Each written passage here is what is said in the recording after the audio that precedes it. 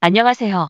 오늘은 지난 시간에 이어 은행잎에 대한 효능과 자세하게 법제하는 법, 그리고 효소 만들기에 대해 알아보도록 하겠습니다. 참 한 주일 동안 코로나19에 안녕하셨죠? 아무리 강조해도 부족하지 않다고 생각합니다. 마스크를 꼭 착용하시고 소모임은 될 수 있으면 피하시고 사회적 거리두기가 완화되었다고 해도 어느 정도는 유지하시기 바랍니다.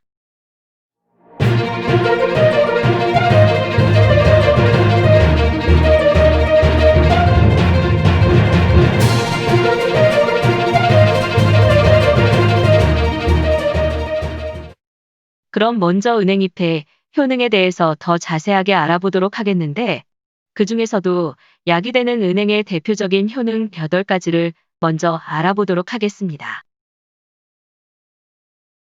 8가지 효능 중에 첫 번째 효능은 폐결핵과 천식에 좋습니다.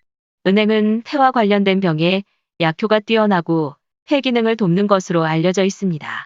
호흡 기능을 왕성하게 하고 염증을 없애며 혈액균의 발육을 억제하는 효과가 있습니다.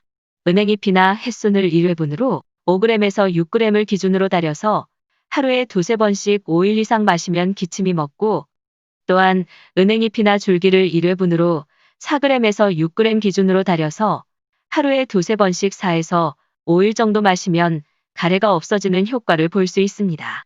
갱년기에 목에 가래가 끓는 경우에는 은행에 은행량의 20배 되는 물을 붓고 1시간 정도 달인 물을 마시면 증상이 사라집니다. 두 번째 효능은 오줌 싸개에게는 구운 은행이 효과가 있습니다. 은행을 불에 직접 굽거나 프라이팬에 소금을 살짝 뿌려 볶아 먹습니다.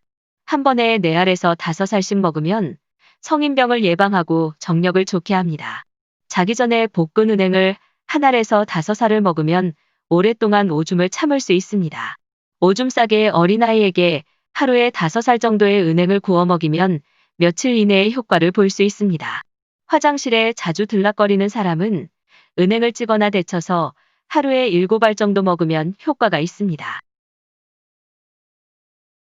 세 번째 효과는 고혈압에는 은행잎 달인물을 마시면 효과가 있습니다. 음력 5월에 따서 그늘에서 말린 은행잎 35g에 감초 15g을 넣고 달인 물을 수시로 마시면 몸 안에 쌓인 독을 풀고 혈압을 내리는 데 효과가 있습니다. 은행잎을 쪄서 만든 차를 하루에 두세 잔씩 마셔도 혈액순환이 좋아져 혈압이 서서히 내려갑니다. 또한 은행잎이나 줄기를 1회분에 5, 6g씩 기준으로 넣고 달여서 하루에 두세 번씩 일주일 정도 마시면 효과를 볼 수 있습니다. 네 번째 효과는 아침에 눈뜨기 힘들 땐 볶은 은행을 섭취하면 좋습니다. 잠을 충분히 잤는데도 늘 잠이 부족하다고 느끼는 사람, 잠자리에서 일어나기가 힘들거나 일어나려면 현기증을 느끼는 사람은 은행을 볶거나 삶아 먹으면 좋습니다. 평소 요리할 때 은행을 적극 활용해 꾸준히 먹으면 증상을 개선하는 데 도움이 됩니다. 다섯 번째 효과는 현기증이 싹 사라집니다. 현기증을 일으키는 원인은 여러 가지가 있지만 뇌의 혈액순환이 잘 안 되어 현기증이 나기도 합니다. 은행잎은 혈액순환을 좋게 현기증을 없애줍니다.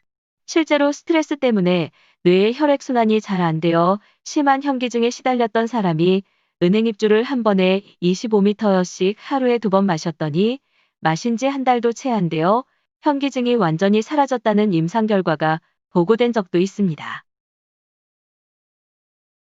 여섯 번째 효과는 탈모와 흰머리를 막아줍니다. 머리카락이 빠지는 것처럼 고민거리도 없습니다. 탈모는 두피의 혈액순환이 제대로 되지 않아 생기는 경우가 많습니다. 나이가 들면 두피의 혈관도 노화되어 혈액순환이 나빠집니다. 모세혈관까지 혈액이 원활히 공급되지 못하기 때문에 머리카락이 빠지고 흰머리가 생기는 것입니다. 은행잎은 혈액순환뿐 아니라 혈관벽의 탄력성을 좋게 하는 작용이 있습니다.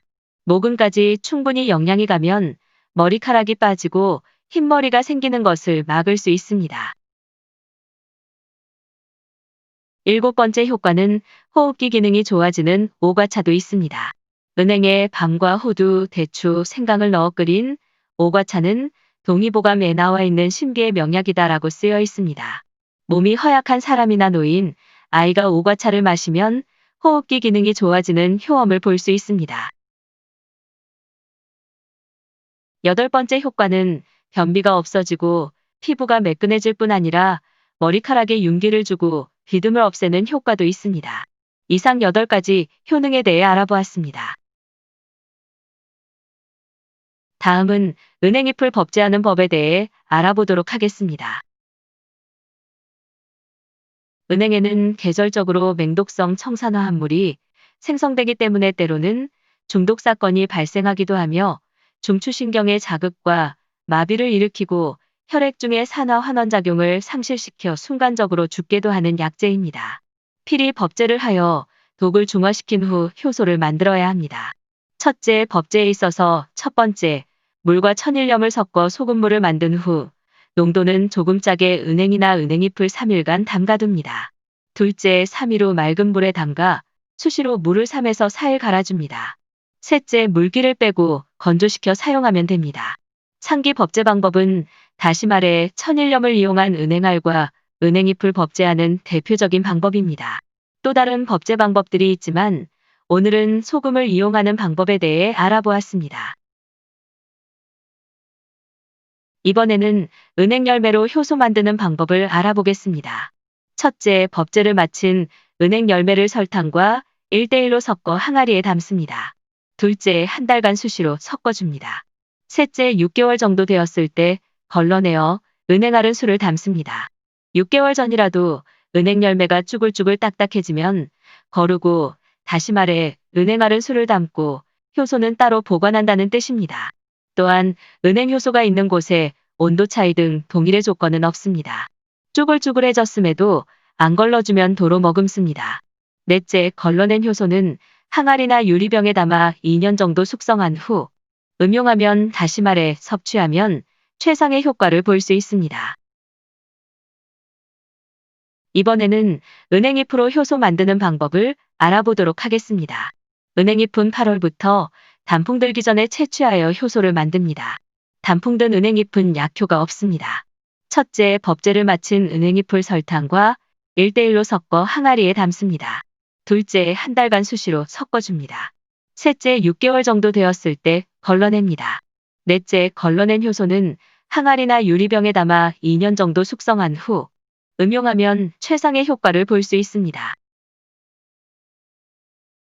오늘은 여기까지 은행 열매와 은행잎에 대해 효능과 법제하는 법 그리고 효소 만드는 법들을 알아보았습니다. 그럼 다음 주에 뵐 때까지 코로나19에 잘 대처하셔서 건강을 항상 유지하시기 바랍니다. 그럼 오늘도 진검다리TV의 나레이터 백장미였습니다. 지금까지 시청해주셔서 대단히 감사합니다. 지금까지 시청해주셔서 감사합니다. 구독과 좋아요를 눌러주시면 컨텐츠 제작에 많은 도움이 됩니다. 댓글도 함께 부탁드립니다. 감사합니다.